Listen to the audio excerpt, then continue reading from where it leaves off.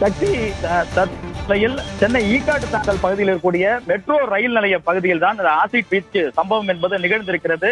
இந்த ரயில் நிலையத்தின் வெளியே, அதாவது பயணிகள் வெளியேறக்கூடிய அந்த பகுதியில் தான் சாலையோரமாக வசிக்கக்கூடிய சிலர் அந்த பகுதியில் படுத்து உறங்கிக் கொண்டிருந்திருக்கிறார்கள். சுமார் 9 மணி அளவில் அங்கு வந்த ஒரு மர்ம நபர் என்பவர் அங்கு படுத்து உறங்கிக் கொண்டிருந்த பொதுமக்கள் மீது, அதாவது சாலையோர மக்கள் மீது ஆசிட் பாட்டில், பெரிய ஆசிட் பாட்டிலை ஆய்வகத்தில் பயன்படுத்தக்கூடிய அந்த ஆசிட் பாட்டிலை கொண்டு வீசி இருக்கிறார். அந்த ஆசிட் பாட்டிலானது உடைந்து அங்கு படுத்து உறங்கிக் கொண்டிருந்த குழந்தைகள், பெண்கள் மற்றும் ஒரு முதியவர் ஆகியோர் மீதானது இந்த ஆசிட் ஆனது பட்டிருக்கிறது.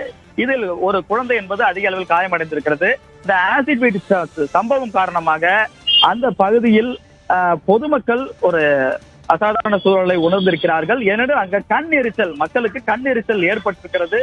மிகுந்த நெடியானது அந்த பகுதி முழுவதுமே பரவி இருக்கிறது.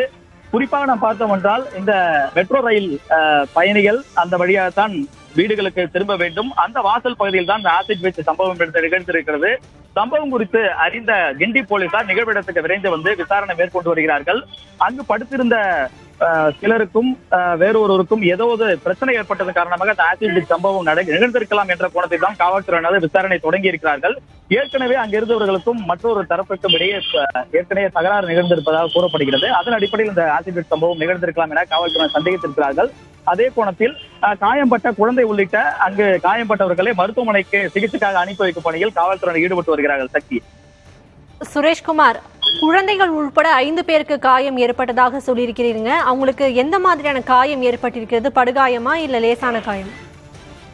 சக்தி, அந்த ரயில் நிலையத்துக்கு வெளியே சாலையோரத்தில் படுத்து உறங்கிக் கொண்டிருந்த பொதுமக்களுக்கு அருகே இந்த பெரிய அளவில் ஒரு 1/2 லிட்டருக்கு 1 லிட்டர் கொள்ளளவு கொண்ட ஆசிட் பாட்டிலானது வீசப்பட்டிருக்கிறது.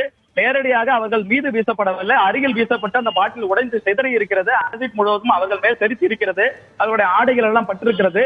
குழந்தையினுடைய உடலில் அதிக அளவில் காயம் ஏற்படுத்தும் அளவுக்கு இந்த ஆசிட் ஆனது பட்டிருப்பதற்கான ஒரு குழந்தைக்கு அதிக அளவில் காயம் ஏற்பட்டிருக்கு. மற்ற 4 பேருக்கு சிறிதளவான காயம் ஏற்பட்டிருக்கு. இருந்த போதிலும் ஆசிட்டை உள்ளே சுவாசித்ததன் காரணமாக அவர்களுக்கு ஒரு மூச்சு திணறல் போன்றவை எல்லாம் ஏற்பட்டிருக்கிறது. அதே போன்று ஆசிட் பகுதி பரவியுள்ளதால் அந்த பகுதி முழுவதும் கண்ணெரிச்சலால் மக்கள் அங்கு பாதிக்கப்பட்டிருக்கிறார்கள். இவர்கள் 5 பேருக்குமே அங்கு கண்ணெரிச்சல் ஏற்பட்டிருக்கிறது. சுவாசிப்பதில் சிரமம் ஏற்பட்டிருக்கிறது. உடனடியாக 108 ஆம்புலன்ஸ் வரவழைக்கப்பட்டு பாதிக்கப்பட்டவர்களை மருத்துவமனை கொண்டு செல்லும் பணியில் காவல்துறை முடுக்கி விட்டிருக்கிறார்கள். எப்பொழுதும் பரபரப்பாக காணப்படுகின்ற இந்த ஈக்காட்டு தாங்கல் மெட்ரோ ரயில் நிலையத்துக்கு வெளியே சம்பவம் நிகழ்ந்திருப்பதால் அந்த பகுதியில் பொதுமக்கள், வாகன ஓட்டிகள் அதிக அளவில் திரண்டிருக்கிறார்கள். தொடர்ந்து அந்த பகுதியில் வரக்கூடிய மக்களும் இந்த ஆசிட் வீச்சு சம்பவம் காரணமாக சிறிது அச்சமடைந்திருக்கிறார்கள். சக்தி.